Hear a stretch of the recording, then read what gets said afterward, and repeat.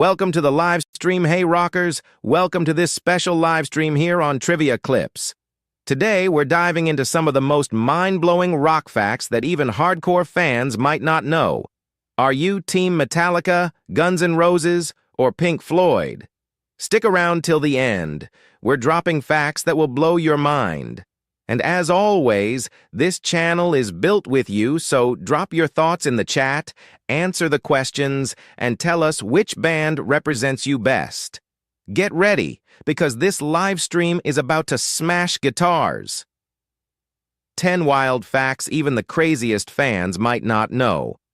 Comment how many of these you already knew, and if one of them blew your mind, type it in the chat. Let's get into it. Welcome to Trivia Clips, where we bring you the best top 10 lists in music. Today we dive into the history of one of the most legendary metal bands of all time, Metallica. Stay until the end. Number 1 will surprise even the most hardcore fans. What was Metallica's first ever song? The first song the band ever recorded was Hit the Lights, featured on the 1982 compilation album Metal Massacre. It was written by James Hetfield and Lars Ulrich before Metallica had a full lineup. The song caught attention in the underground metal scene, helping the band gain early recognition. Interestingly, it was initially recorded with Lloyd Grant on lead guitar before Dave Mustaine joined. The track later became the opener for their debut album Kill 'Em All, marking the official start of Metallica's legacy. Over the years, the song has remained a fan favorite, often performed at their live shows. Its raw, aggressive sound perfectly captured the spirit of the early thrash metal movement. 9. Why did Dave Mustaine get kicked out of the band? Dave Mustaine was Metallica's original lead guitarist, but was fired in 1983 due to his aggressive behavior and alcohol abuse. He was sent back to Los Angeles on a bus the same day the band arrived in New York to record Kill 'Em All. His replacement, Kirk Hammett, was brought in from the band Exodus. Mustaine later formed Megadeth, which became one of Metallica's biggest rivals in the thrash metal scene. Over the years, tensions between Metallica and Mustaine softened, but the rivalry remains a crucial part of metal history. Mustaine has stated in interviews that being kicked out of Metallica fueled his drive to create a band that could rival them. Despite the tension, Megadeth and Metallica both became pillars of heavy metal, shaping the genre in different ways. 8. What inspired the album Master of Puppets? Released in 1986, Master of Puppets is considered one of the greatest metal albums ever. The title track is about drug addiction, symbolizing substances as puppet masters controlling their users. The album was Metallica's last with bassist Cliff Burton before his tragic death. Songs like Battery and Welcome Home, Sanitarium showcase the band's evolving sound, combining speed, aggression, and deep lyrics. To this day, the album is often ranked as one of the most influential metal records in history. It was the first thrash metal album to be certified platinum and has since sold over 6 million copies in the US alone. Many bands cite Master of Puppets as the defining album that influenced their own musical careers. 7. What happened to Cliff Burton? On September 27, 1986, Metallica's tour bus crashed in Sweden, killing bassist Cliff Burton. The band had drawn cards the night before to decide who would get the best bunk, and Burton won. When the bus skidded on icy roads, it flipped, and Burton was thrown out and crushed underneath. His death devastated the band, but they continued in his honor, bringing in Jason Newsted as his replacement. Metallica still pays tribute to Cliff at concerts, keeping his legacy alive. The song, To Live Is to Die, from And Justice for All includes riffs written by Burton, serving as a tribute to him. His influence on Metallica's early sound remains undeniable, and fans still regard him as one of the greatest bassists in metal history. 6. Why did Metallica sue Napster? It started out as a In 2000, Metallica filed a lawsuit against Napster, a file-sharing platform that allowed users to download music for free. The band discovered an unreleased demo of I Disappear was being shared illegally before its official release. The lawsuit led to Napster shutting down and sparked a major debate about digital music piracy. While many fans were angry, Metallica stood by their fight for artist rights.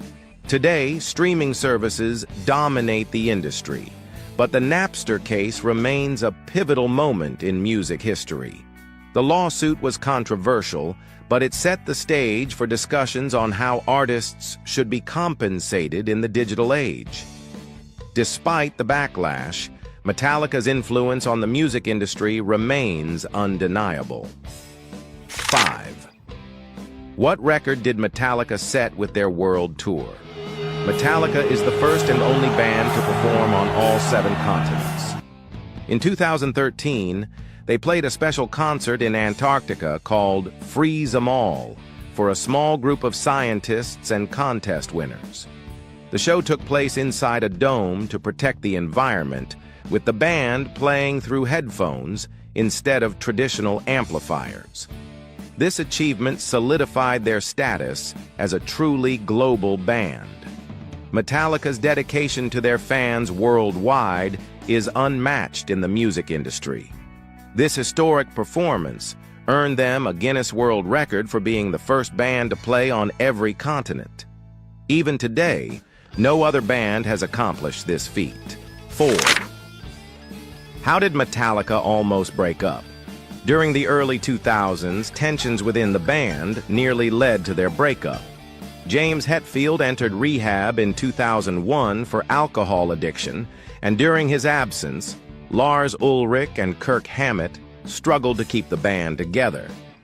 The documentary, Some Kind of Monster, captured the band's internal struggles as they tried to record Saint. Anger. They hired a therapist to help them work through their issues, ultimately saving Metallica from disbanding. Today, they credit that difficult period for making them stronger than ever. The album Saint Anger marked a major change in their sound, moving away from solos and featuring a raw, unpolished production. Despite its mixed reception, it remains a key part of their journey. 3. What's the story behind the Black Album? Metallica's self-titled 1991 album, commonly known as the Black Album, marked a major shift in their sound. With hits like Enter Sandman, The Unforgiven, and Nothing Else Matters, the album brought them mainstream success. Some longtime fans criticized the band for going too commercial, but it became their best-selling album, with over 30 million copies sold worldwide. The Black Album transformed Metallica into one of the biggest bands in rock history and continues to influence new generations of musicians. Even today, Metallica plays songs from this album at nearly every concert. The album's impact on rock and metal is still felt decades later. 2. What was Metallica's first Grammy-winning song? In 1990, Metallica was nominated for Best Hard Rock Metal Performance for and Justice for All, but lost to Jethro Tull in one of the most controversial Grammy moments ever. However, they won their first Grammy in 1992 for Metallica, the Black Album. Since then, they have won 8 Grammys, proving their longevity in the music industry.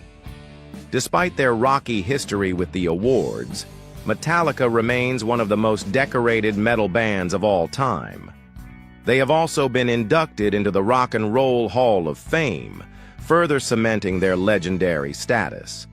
Their ability to evolve and stay relevant is a testament to their greatness. 1. Why is Metallica considered the greatest metal band ever? Metallica revolutionized heavy metal by blending speed, aggression, and melody into a unique sound. With over 125 million albums sold worldwide, they are the best-selling metal band of all time. They have influenced countless musicians and continue to sell out stadiums around the world. From Kill 'Em All to 72 Seasons, their music remains relevant across generations. Their dedication to their craft, legendary live performances, and commitment to evolving have cemented Metallica as the kings of metal. Few bands have maintained such a massive global fan base for over 4 decades. Their influence on the music world is unmatched. Did you enjoy these Metallica facts? Then give this video a like, subscribe to Trivia Clips, and let us know in the comments what top 10 you want to see next. See you in the next video. If you thought that was crazy, brace yourself for the elegant chaos of Guns N' Roses. These 10 facts go way beyond the classics. So tell us, are you Team Axl, Team Slash, or both? Time for the next info bomb. Welcome to Trivia Clips. Today we're testing your knowledge of one of the greatest rock bands of all time, Guns N' Roses. Think you know everything about Axl, Slash, and the gang? Let's find out. Trivia. Questions. 1 question. In what year was the legendary album Appetite for Destruction released? Options: A. 1985, B. 1987, C. 1990. Answer: B. 1987. Did you know? This debut album sold over 30 million copies worldwide, making it one of the best-selling rock albums ever. However, it didn't gain traction immediately until Welcome to the Jungle started airing on MTV. The original cover art was banned for being too controversial, forcing the band to change it. The album features massive hits like Sweet Child of Mine, Paradise City, and Night Rain, which still dominate rock radio today. Its impact was so massive that new generations of musicians continue to cite it as a major influence. 2. Question. What was the band's first official single? Options: A. Sweet Child of Mine, B. Welcome to the Jungle, C. Paradise City. Answer: B. Welcome to the Jungle. Did you know? When Guns N' Roses released Welcome to the Jungle, MTV initially refused to play the video, considering it too intense. Eventually, they aired it in the middle of the night, and the response was so overwhelming that it became a rock anthem. Axl Rose wrote the lyrics based on his experience arriving in Los Angeles, capturing the city's harsh reality. The famous line, "You're in the jungle, baby," was actually yelled at Axl by a random stranger. Today, the song is considered one of the most iconic hard rock tracks of the 1980s. 3. Question. Which band member is famous for his signature top hat? Options: A. Axl Rose, B. / C. Duff McKagan. Answer: B. / Did you know? Slash found his first top hat in a vintage store and paired it with a belt from his girlfriend, creating his signature look. He started wearing it to avoid eye contact with the crowd, helping him focus while playing. Over time, it became an essential part of his identity, making him instantly recognizable worldwide. Fans and media started associating the hat with his incredible guitar solos, further cementing its legendary status. Even today, Slash continues to wear his top hat, proving that some rock icons never change. 4. Question. Which of these songs is not from Use Your Illusion, I, or 2? Options: A. November Rain, B. Civil War, C. Night Train. Answer: C. Night Train.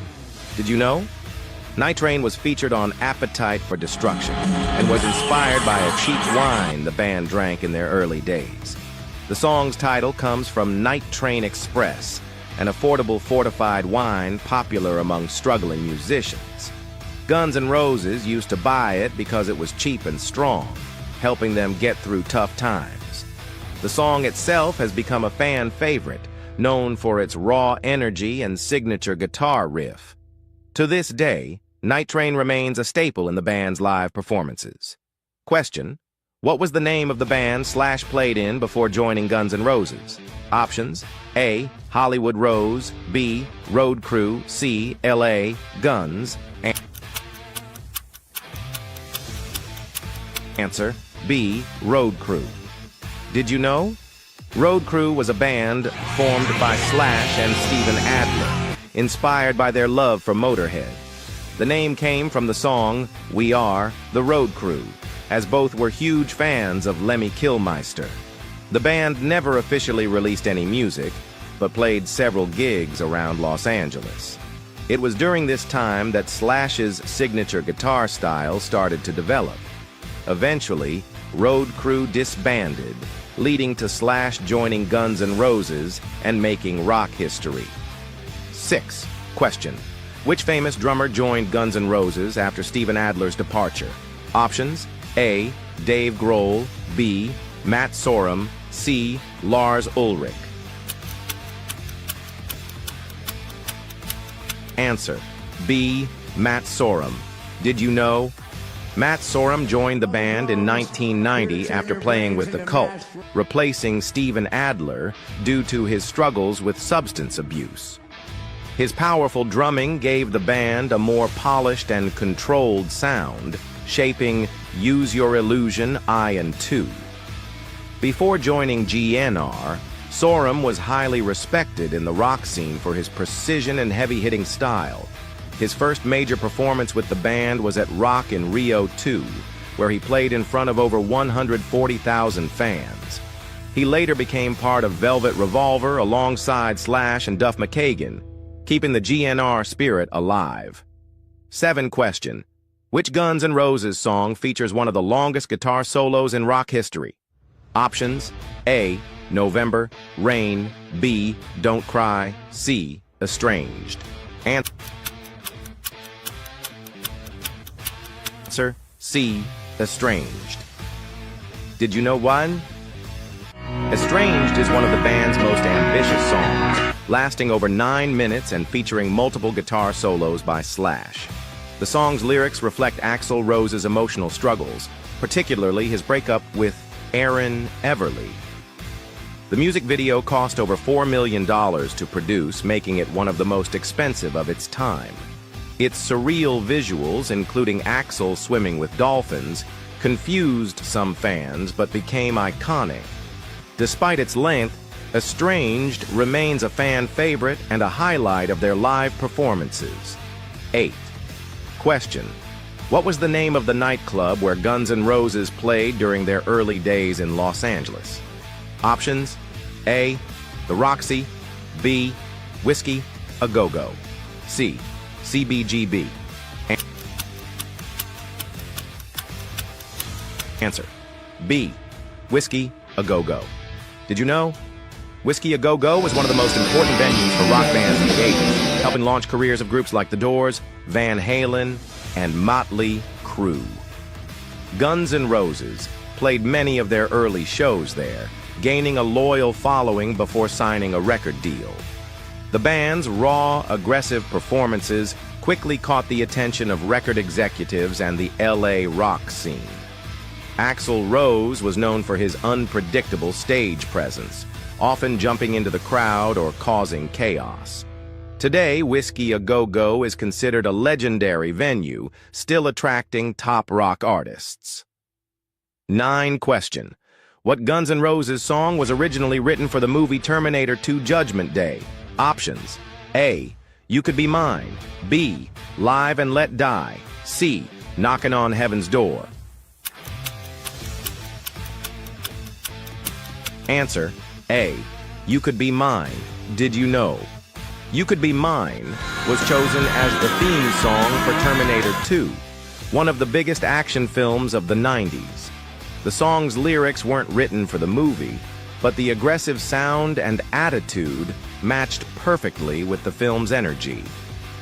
Arnold Schwarzenegger himself invited the band to be part of the soundtrack, making them honorary Terminators. The music video featured Schwarzenegger as the T-800, scanning the band members before deciding not to terminate them.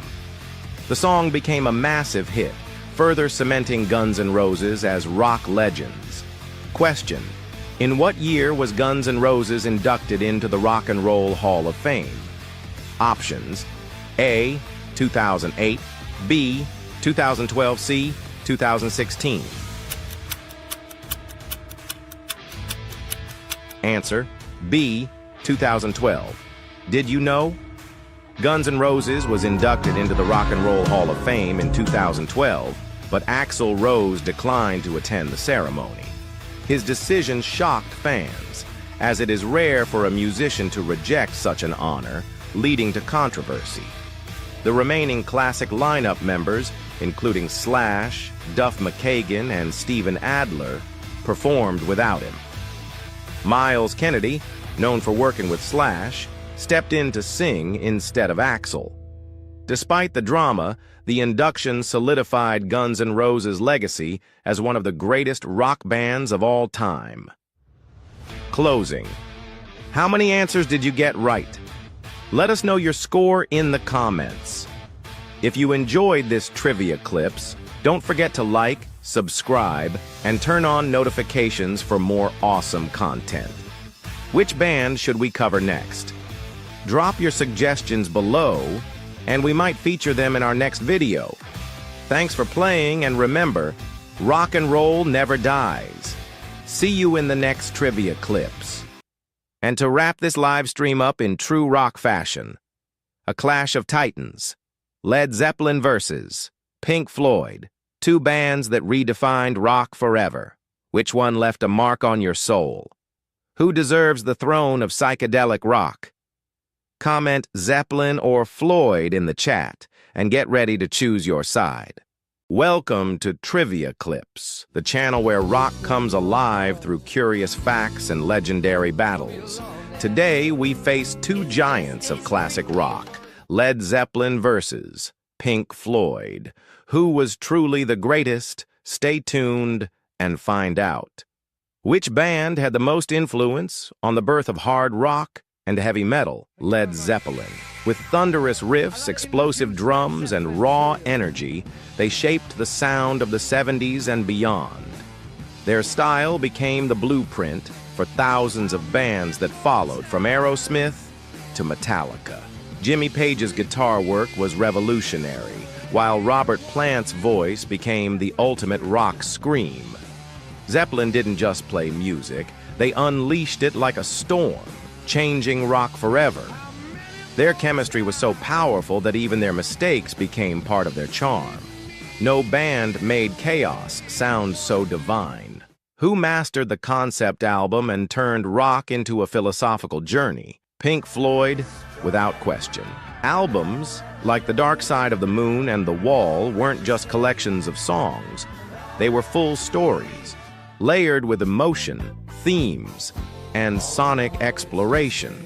Every track served a purpose, guiding the listener through personal and social reflection. Floyd turned listening into a deep, immersive experience. They challenged the norms of the music industry and redefined what an album could be. Their ambition wasn't to entertain.